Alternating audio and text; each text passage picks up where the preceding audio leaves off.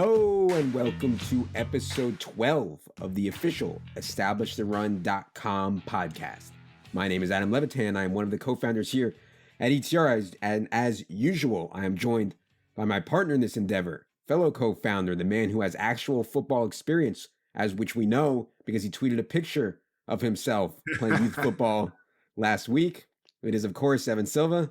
Evan, what's going on? Yeah, man, I got to put out my resume. You know, I got these receipts. How old were you in that picture? I think I was fifth grade.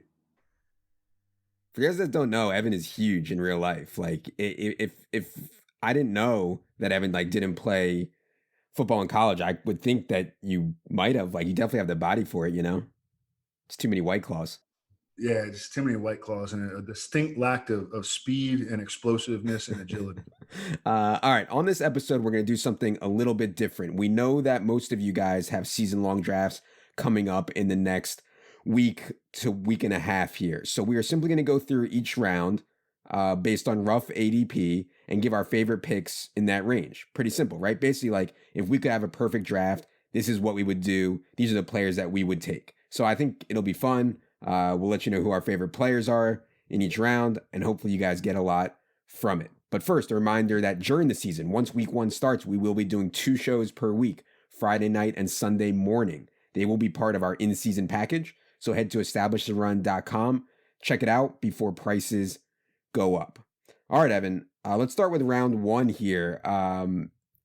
Where would you pick? Because this is a huge common question that we get. If you could choose your draft slot right now, where would you choose it and who would you take? And then we'll get into a couple picks for the later, because I think there's a pretty big consensus among the top 3. Yeah, this is a great question. And it's a question I get all the time. And I can't answer like every, reply on Twitter, but I try to answer as much as I can. And it actually shifts from it could shift from day to day. But my favorite draft slot right now in 12-team leagues is 1.03. And actually, on Saturday night, I did an $1,850 buy-in FFPC main event draft with some buddies, and we got the 1.03. And Christian McCaffrey went number 1. Alvin Kamara went number 2.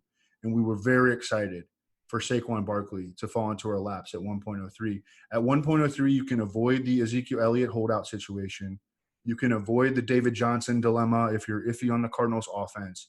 And you just take whichever running back falls to you between CMC, Kamara, and Saquon. And then on the way back, we were thrilled to take Mike Evans with our second-round pick.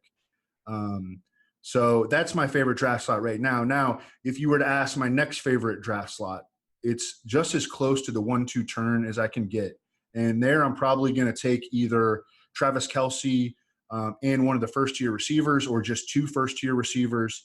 And then after starting with 2 big-time pass catchers in the first and second rounds, you can have your shot at 2 pretty big-time running backs near the 3-4 turn most of the time when it comes back to you. That could be Damian Williams. It could be Devontae Freeman, Aaron Jones, Leonard Fournette, Kerryon Johnson, and then I think Chris Carson also belongs in that conversation too. So when we're talking about draft slots, we're not just talking about, the pick itself, but also, because we're forward thinkers, we also want to think about how does it position us for the rest of our draft. And so those are my favorite 2 slots, 1.03, and then as close to the 1-2 turn as I possibly can get.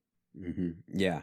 I also agree 1.03 would be the favorite right now. But if I go to the back end, the guys that I would definitely take if I drew pick, 10, 11, 12. I like both the Browns guys, Nick Chubb and Odell Beckham. I certainly like Julio. But yeah, I think, as Evan said, regardless of your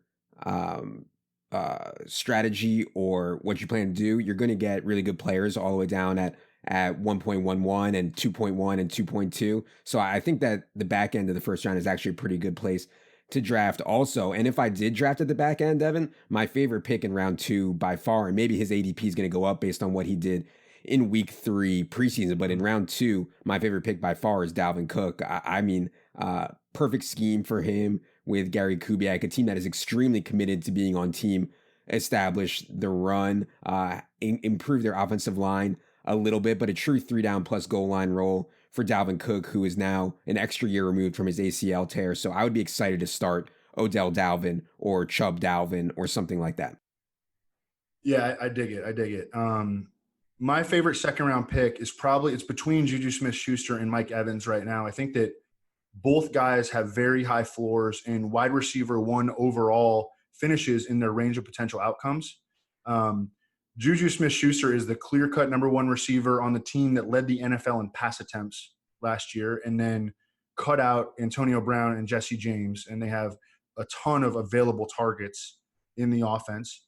And then Mike Evans has finished top 5 in the NFL in air yards 4 straight years, now playing for one of the best vertical pass coaches in league history in Bruce Arians. And we're pulling out of that offense Adam Humphries and Deshaun Jackson. But to me, both guys, Mike Evans and Juju Smith-Schuster, are number 1 receivers on extreme volume passing teams. They have great resumes, and they've been durable. If I was going to go with a running back in the second round, I'd probably side with you and go with Dalvin Cook. I think that he very much can be in the mix as a top 5 fantasy back this year. They're all in on Dalvin Cook this year. Mm-hmm. Yeah. The only problem with taking Mike Evans in round 2 is that he's the second best wide receiver on his team. All right. Oh, don't do this. All right. I'm not doing this. Round 3, I am excited about the running backs in round 3. And I think I lean more towards running backs early than Evan does in my draft strategy this year. I wouldn't want to go running back, but I would probably like to have 2 running backs in the first 3 rounds, because in round 3, the 3 that I really like are Lenny Fournette, Aaron Jones, and Devontae Freeman. I think all 3 have massive ceilings as true 3-down plus goal line backs. We've spent a ton of time on this podcast talking about Leonard Fournette, spent a ton of time talking about Aaron Jones and what we think he can do. And Devontae Freeman, I mean, it's quiet around Devontae Freeman, I think because like the media around Atlanta isn't as feverish as some other teams. But man, this Atlanta offense is set up extremely well. Tevin Coleman is gone. Devontae Freeman is extremely healthy, always played really well in the pass game, always played well at the goal line. So I'd be happy with any of those 3 running backs in the 3rd round. What do you like in the 3rd round, Evan? Yeah, I like all 3 of those guys, but I would probably say Damian Williams. Mm-hmm. I mean, I think that there was a clear overreaction to some early camp hamstring soreness, and it basically served as confirmation bias for a certain group of people who had already decided that they were going to be out on Damian Williams because of his limited track record. But Damian Williams is back healthy, and he's rolling. He led the Chiefs in targets in their 3rd preseason game. He broke off a 62-yard gain on a wheel route. He scored 10 touchdowns over the last 6 games. He's big. He's always been a great athlete. He's excellent in the passing game. And I don't think he's going to be a true 20-plus per game touch workhorse necessarily, but I think that he can be a big hit on 17 and 19 touches per game. Mm-hmm. Again, I want to invest in this offense. Where do you stand, Adam, on Damian Williams versus those guys that you mentioned, Leonard Fournette, Aaron Jones, Devontae Freeman? Am I being too bullish on Damian Williams? No, I would take Damian Williams before those guys. I actually think that, people say, oh, Damian Williams has never done it before. I actually think that's a positive. I mean, he's not worn down at all. And just because he didn't play for Miami, I mean, Miami's a bunch of donkeys. I don't think that that's necessarily a bad thing. So, yeah, I like Damian Williams. I think the way Andy Reid calls plays is extremely conducive to the lead back. And they've been adamant. I mean, the Chiefs have been nothing but adamant that Damian Williams is their lead back. So, yeah, and, as we talked about in the previous podcast, it looks like Carlos Hyde is going to be cut. I would be shocked and surprised if any type of lead role went to Darwin Thompson as a rookie. So I think it's actually a good thing. Like, even though Darwin Thompson is more talented than Carlos Hyde and a better player than Carlos Hyde right now, I feel like coaches would not trust Darwin Thompson as much as they would a veteran like Carlos Hyde. Does that make sense? Absolutely. Yeah. All right, let's go to round 4 here, Evan. I'll let you go first this time. Who do you got in round 4? Well, No, you go. Okay. I'll let Evan get his pick together. I gotta stay on brand here. I went to Penn State. Chris Godwin was an extreme producer at Penn State, dominated the Big Ten, dominated the preseason. Anytime he got a chance when Deshaun Jackson was hurt over the last couple of years, Chris Godwin came in and dominated, except for that one Ravens game. He's played on all 58 of Jameis Winston's snaps this preseason, been in the slot 32 times, came up with a 672-1 line. I think that there's well within the range of outcomes, like 30% of the time, Chris Godwin actually outscores Mike Evans this year. And it sucks that there's so much hype and buzz around Chris Godwin, but I do think that it's warranted. And if he gets to me in round 4, I'm happy to take him, especially if the draft goes out how I want it to go and I already have 2 running backs. Yeah, I am in absolute lockstep with you on Chris Carson and Chris Godwin. If I was going to pick another guy just to be different, because those would be my picks, it would probably be Amari Cooper. This plantar fascia irritation, which just seems like a routine day-to-day injury if you read Dr. Chow, has pushed him into the 4th round in FFPC drafts. Amari Cooper balled out hard, just coming in cold with Dak Prescott midway through last season. He had 75-plus yards and or a touchdown in 7 of 11 games, including the playoffs. And the Cowboys have one of the easiest pass defense schedules in the league. And with his ADP dipping, it's time to buy the dip, as the great Jeff Collins would say, and pounce on Amari Cooper, especially if you can get him in the 4th round. I still have Amari Cooper as like a borderline 2nd round value. He's going in the freaking 4th round now. What an awesome like stack. Dak Prescott to Amari Cooper. I think they're gonna crush this season, based on their schedule, based on what they showed last year, and based on that they have a new offensive coordinator who's probably going to bring some new age designs and some progressive ideas to their offense in Kellen Moore. Yeah, Dak has looked awesome this preseason. I mean, he's been absolutely shredding in the preseason. Amari Cooper hasn't played, but he's looked awesome throwing the ball to Michael Gallup. I mean, Dak Prescott has been straight balling. And I think if Ezekiel Elliott misses time, which I'm sure still not certain that he will, but that would for sure make them skew a little bit more pass heavy when Zeke is not out there. All right, let's go to round 5 here. I am going to go with, I considered saying Sony Michel here, and we talked about him on episode 11 a lot. I'm going to say Tyler Lockett.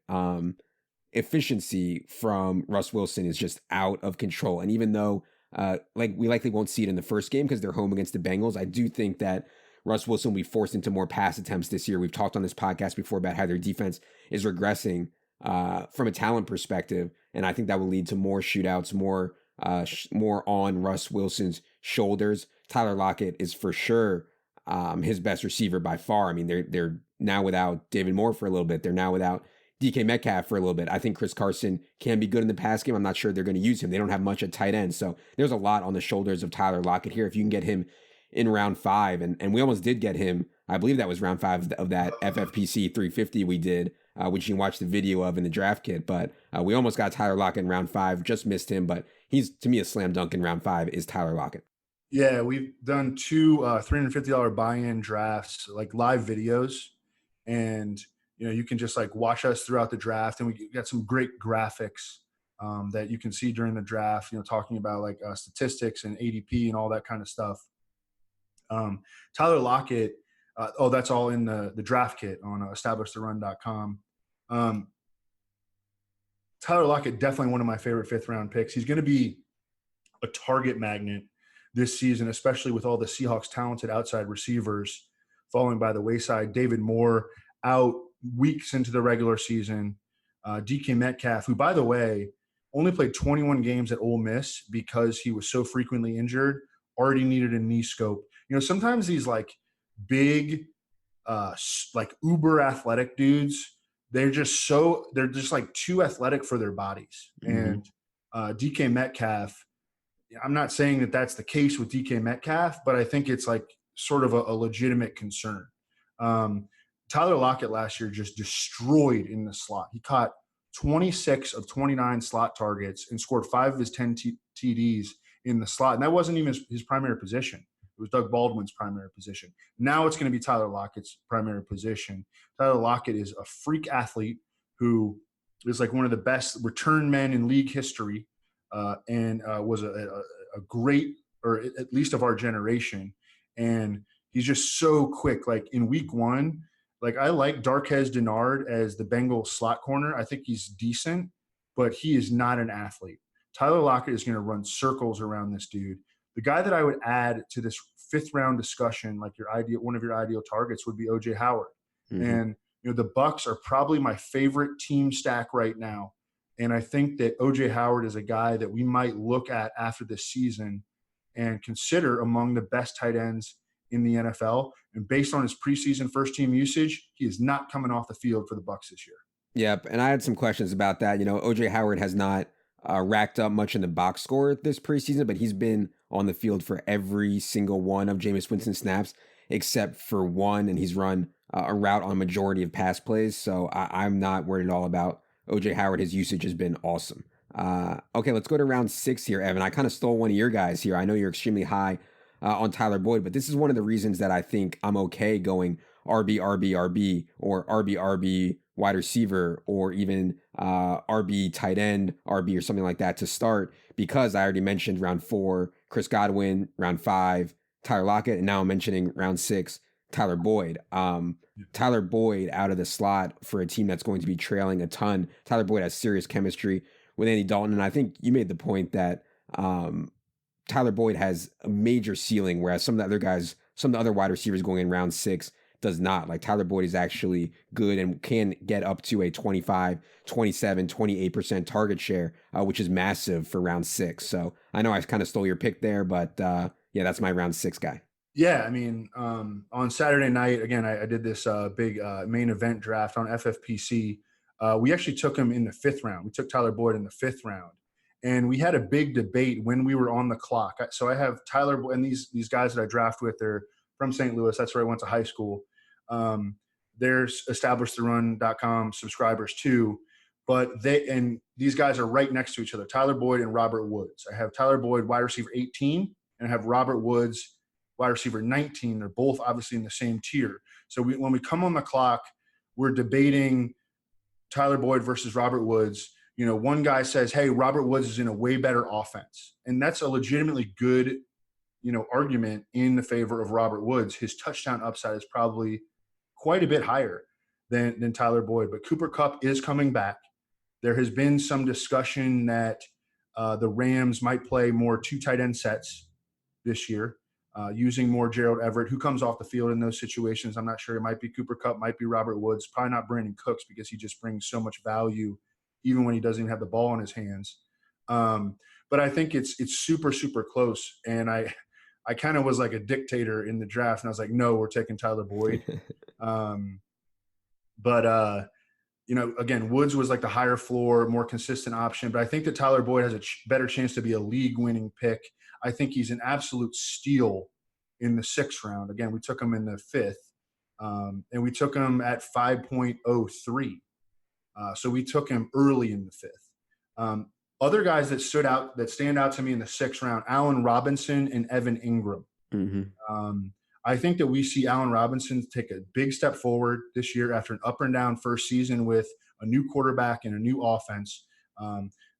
Allen Robinson averaged 9 targets per game over the Bears' last 5 games, and he destroyed in that playoff game against the Eagles. He was the best offensive player on the field in that game. He's been healthy throughout training camp. Evan Ingram has also been healthy all camp. He averaged over 77 yards per game over the Giants' last 5 games last season. No Odell Beckham. Golden Tate suspended for 4 games. Evan Ingram should smash targets. And, Daniel Jones' impressive preseason, I think, should increase our confidence a little bit in buying Giants players like Saquon Barkley, like Evan Ingram, and Sterling Shepard, who, obviously is not a 6th round consideration here, but I think that he's starting to look like a value pick later on in drafts. Yeah. Danny Dimes has been awesome, and I agree with you. It does make me more optimistic. We're doing that Roto World Friends and Family draft.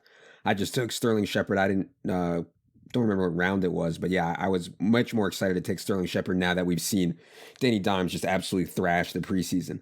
All right, let's go to round 7. I have a guy that we've talked about a ton on here. Mark Ingram last year was going in round 4. I think Latavius Murray will have roughly the same role that Mark Ingram had, but Latavius Murray is going in round 7 or maybe even later. You might even get Latavius Murray in round 8 in some spots because people just assume that he's going to be a strict backup and hardly play behind Alvin Kamara. I do not think that will be the case at all. Obviously, Latavius will have some standalone value, but if anything were to happen to Alvin Kamara, it would be an absolute smash for Latavius Murray. So no brainer to me, particularly as I mentioned, if you go wide receiver early, if you go tight end early, Latavius Murray is going to be a priority in the 7th round. I know you love that. Evan, what do you think about other 7th round picks? Yeah, like Latavius Murray, I guess my only issue is that I've started to see him go in the 8th round. Mm-hmm. So, but I do like him like right around that 7-8 turn, and anywhere in the 8th round, Latavius Murray just hit that button.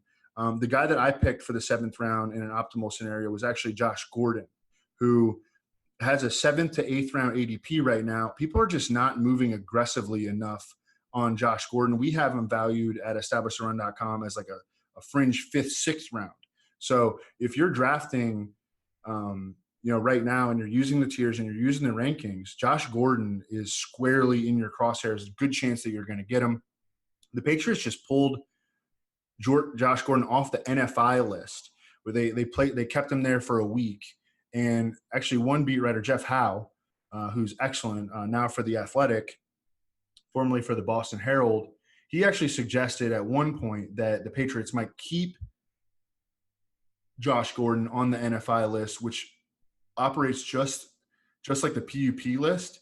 And so in that scenario, Josh Gordon would have missed the first 6 weeks. That would have been very problematic. Mm-hmm. But that's not going to happen because it came off the NFI list. So that's like kind of a breath of fresh air and, more information. And, it looks like he's going to be ready for week 1. He should be able to get in 2 full weeks of practice with Tom Brady before the season. And that is a lot more than anything Josh Gordon had last year. Josh Gordon came in cold after the trade from Cleveland. It took him only 2 weeks to take over as a big-time weapon in their passing game. And he only scored 2 touchdowns in 11 games with the Patriots. So he's got some positive touchdown regression forthcoming. Mm-hmm.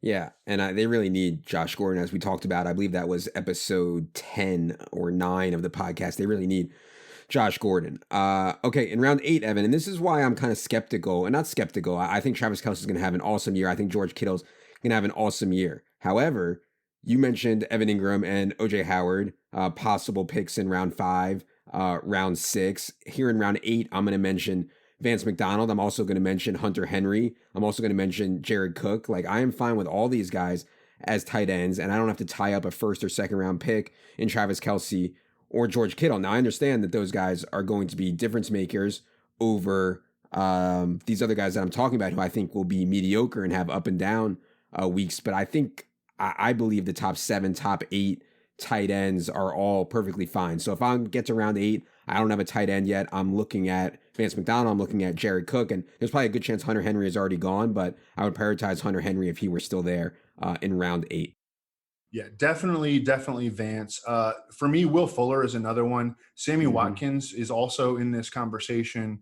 Wide receiver 3/wide receiver 4 picks that have high-end wide receiver 2 upside. Will Fuller has 11 touchdowns over his last 16 games. We know that the Texans are going to have to throw the ball a lot more this year because of their schedule. Kiki QT, we have no idea what his injury status is. Their lead running back now is a pass-catching back in Duke Johnson. So they're going to be more pass-oriented than they have been in recent years. Sammy Watkins, if you just look at the 8 games where he played at least 30 snaps last season, he was a high-end wide receiver 2. He was really good in the playoffs. He was good when he was healthy, and there have been some trade rumors involving Tyreek Hill. Have you kind of picked up on this, Adam? Yeah, I saw Benjamin Albright reply to somebody with you wouldn't believe who's on the trading block at wide receiver, and a lot of people speculated that it could be Tyreek Hill. Yeah, and it's more than Benjamin Albright. It's Daniel Jeremiah and I like Michael Lombardi on his latest podcast was talking about a big time wide receiver that no one would even believe would be on the trade market. He didn't say Tyreek Hill, so I'm not putting words in his mouth. But Tyreek Hill is in a contract year, or he's entering. He'll be a contract year next year, I think. And they talked about doing an extension with him, and then the off field stuff kind of ran its course, and then I don't think it would be a surprise if he was traded. The big rumor would be Tyreek Hill for Jadeveon Clowney. Mm-hmm. That's been a big rumor. But I'm not saying I put stock in that, but the Chiefs did trade out for Mecole Hardman. And what has Mecole Hardman done in training camp at the preseason? Balled out. Yep. Okay. And they spent a ton of money on Sammy Watkins. So Sammy Watkins, I think, is a value pick right now, regardless of the Tyreek Hill situation. And boy, would he skyrocket if the Chiefs did end up trading Tyreek Hill and Sammy Watkins becomes the odds-on favorite to be the number one receiver in the best damn offense in the league. Yeah, I've played Mecole Hardman a bunch in preseason. Dude is a baller, man. I mean, he's just, and yeah, it's against second and third stringers, but I mean, he's just clearly so much faster than everybody else on the field. It's wild. Okay, let's go to round 9. I have a wide receiver I like here, particularly if I go RB heavy early. Marquez Valdez-Scantling.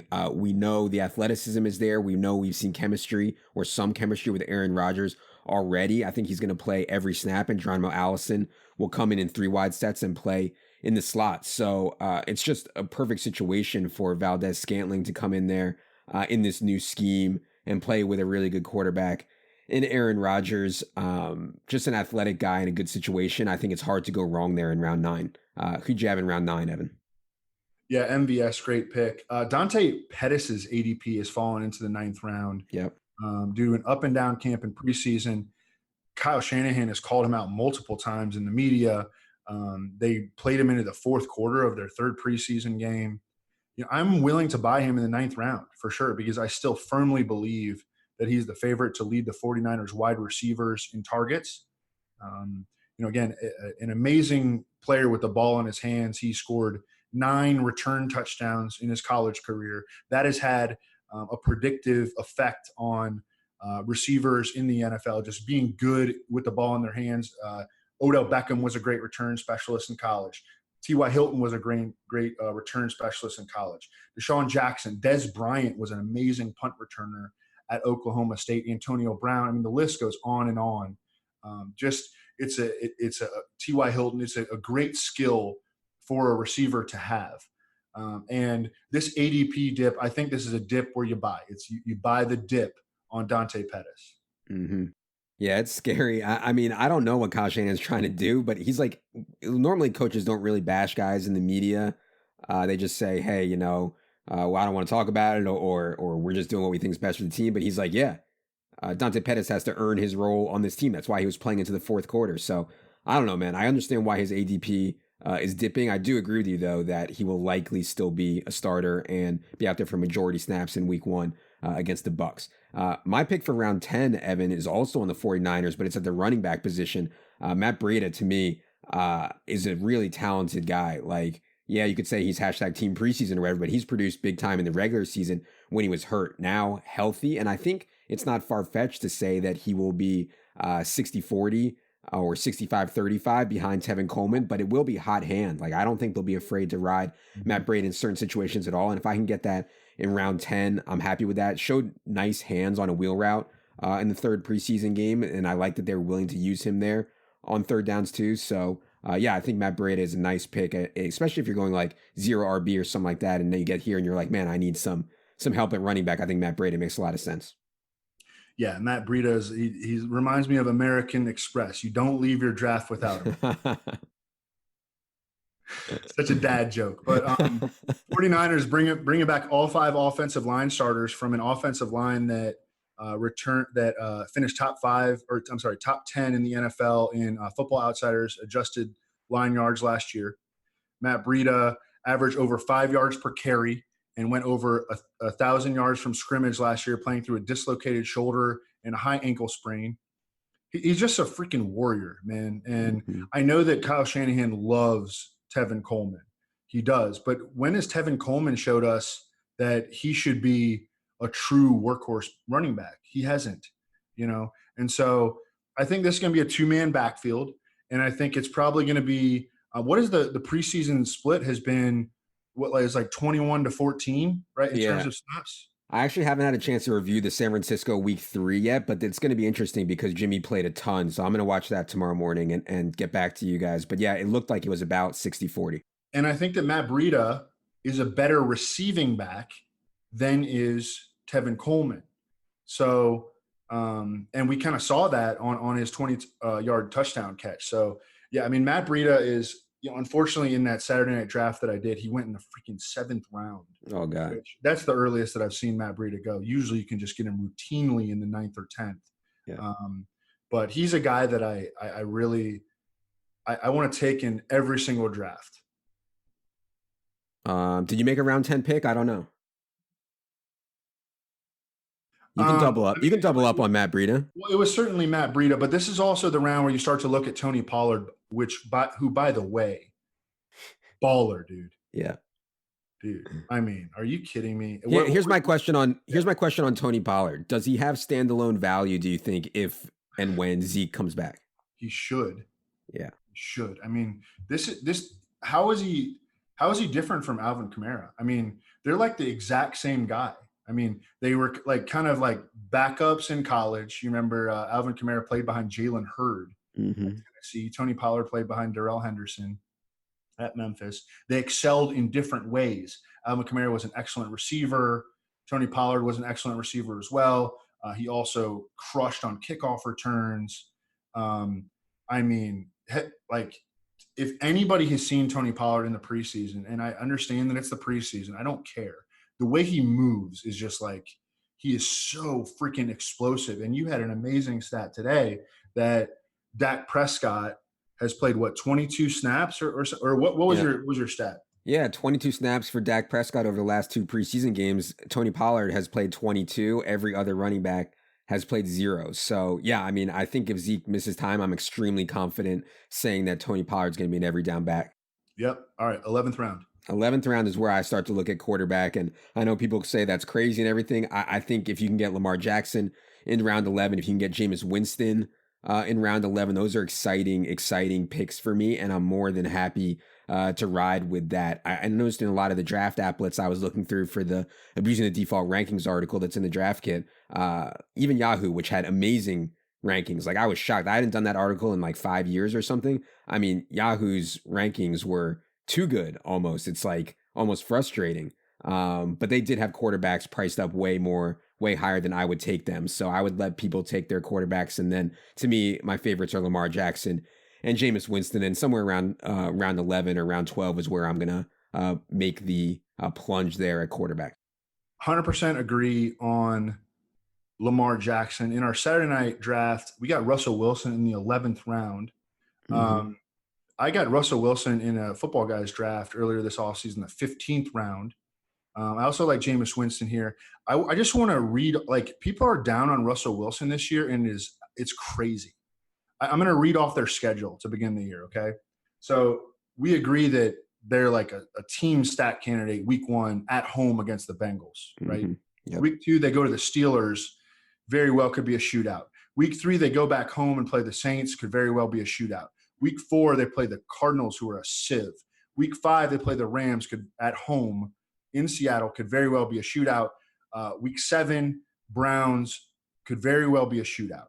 So, I mean, that's a pretty dope schedule. Then they face the Ravens, but they're at home. And then they go at the Falcons in the Dome. That's going to be awesome. And then they come back home and they face the Buccaneers. And then they go to the 49ers, okay? I mean, we're deep into November at this point. Stop telling me that Russell Wilson is overrated. Yeah. Take Russell Wilson in your draft. Yeah.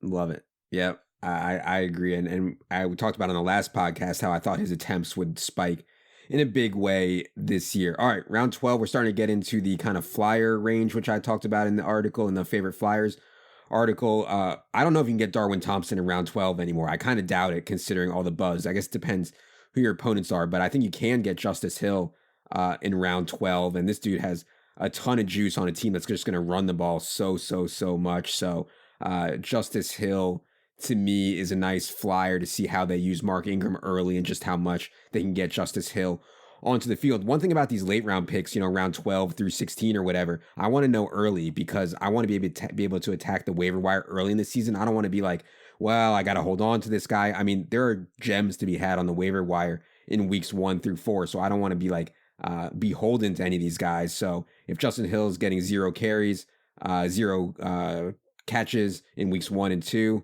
I can move on from him, but I think he will, and that's why I'm okay with taking him in round 12.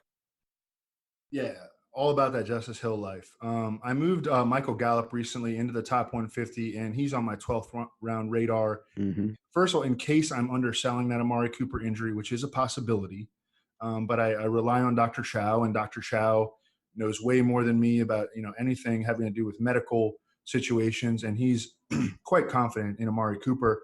But still, there's a chance that we, there's like a 10% chance that Dr. Chow could be wrong in that scenario. Say Amari Cooper misses time, Gallup has destroyed in the preseason, and Hmm. it's not just the preseason. Reports out of Cowboys camp are that he has been destroying in practice too, and he looks ready for like a big time second year leap.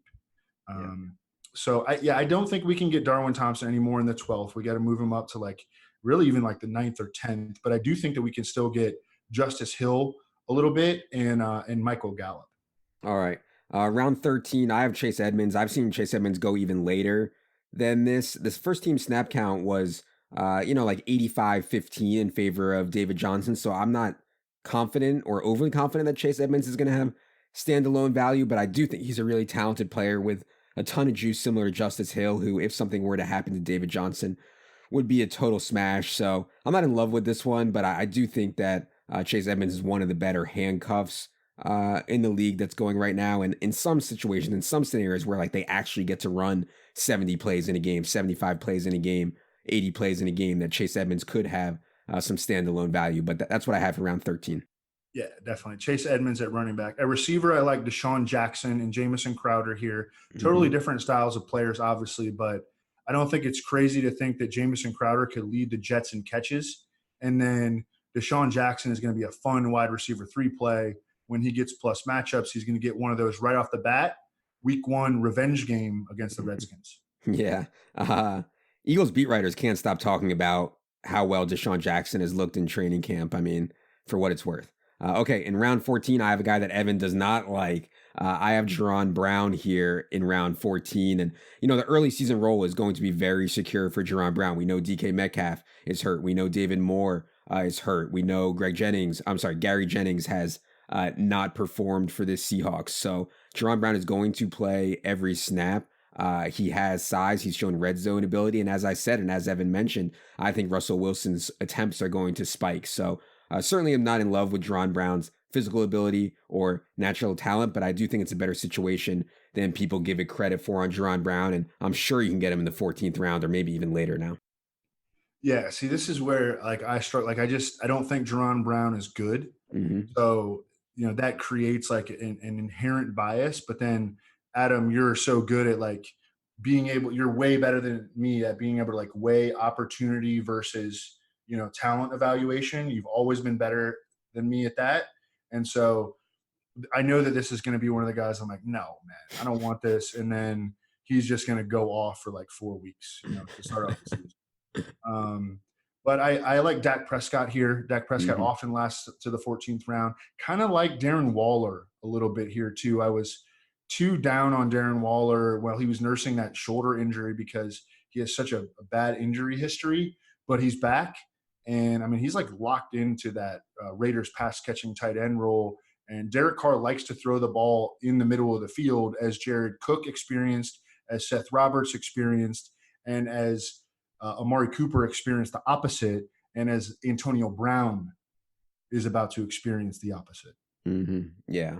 A lot of positive reports on Darren Waller coming out of Raiders camp. All right, we're getting to the nitty gritty here. Everyone going to do 16 rounds. Here is round 15. My guy is Dontrelle Hilliard, who obviously with the Duke Johnson trade steps into that pass down role. And I think Nick Chubb's pass down role will expand, but he might not take all of it. And in that case, Dontrelle Hilliard could actually have some standalone value, maybe 5, 6, 7 touches a game. So just a flyer here, see what happens, on pass down, see if Nick Chubb can sustain health. But yeah, I just think Dontrelle Hilliard is a good player in a really good offense. Yeah, fully aboard the Dontrelle Hilliard train. I take him in the 15th round, like every draft that I do. So I'm there with you. I also like Deebo Samuel, who also played in the fourth quarter of the 49ers' third preseason game. Like they're trying to send a message to him. But he's another guy who was so good in the return game in the SEC. And he was a 36th pick in the draft. I'm surprised that he doesn't have more buzz. 36th pick in the draft, man. Like, going to a Kyle Shanahan offense, a likely starter. I mean, I think he's going to end up playing more snaps than Marquise Goodwin. I think he's a great 15th round pick.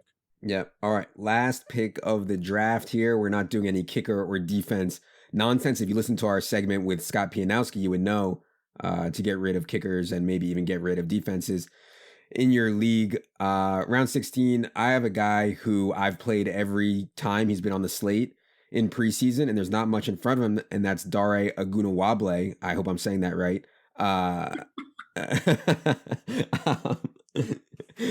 Ronald Jones has a chance to be just a massive bust. I mean, we've seen nothing from Ronald Jones still all last preseason, all last regular season, and now this preseason.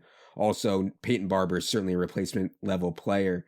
Dare, to me, has just as much talent as these guys and is almost certainly going to make the team. I think you had a tweet today that he's definitely going to make the team as the number 3 running back. And just as a shout out to hashtag Team Preseason, I'll be releasing my official Team Preseason awards after week 4. But there's a good chance that Dare is going to be on the first team for running backs. Yeah. And he deserves to be. My last pick is going to be Ty Montgomery. You know, I was listening to a recent podcast featuring Drew Dinkmeyer, and he just like ripped me about like some Ty Montgomery tweet.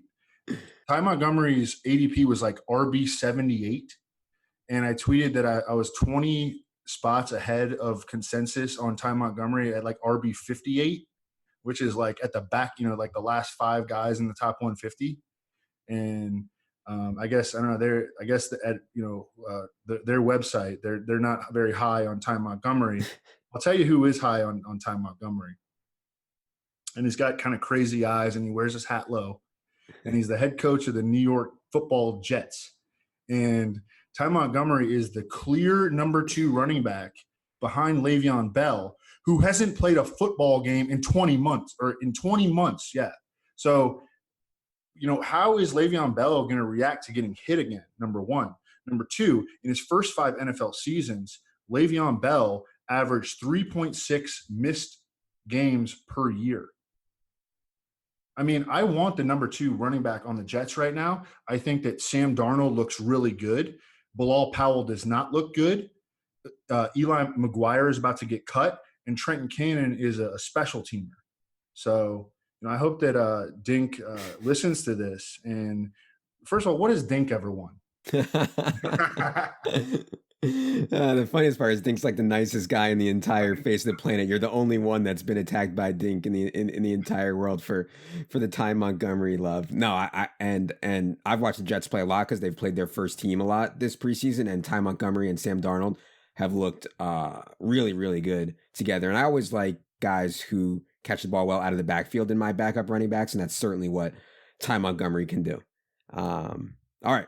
That's going to do it here, Evan. I think this was fun. I hope this was useful for people as they get set to draft. We just have an outrageous amount of content in the draft kit. Way too much for $30, I will say. It's outrageous. So go to establishedrun.com, check out the draft kit if you have a draft coming up. That's $30. More importantly, the in-season package is on sale right now for $200. That will take you all the way through the Super Bowl for everything that we have at establishedtherun.com. So go check that out as well. For Evan, for Jerry, for producer Luke, I am Adam. Good luck, everybody.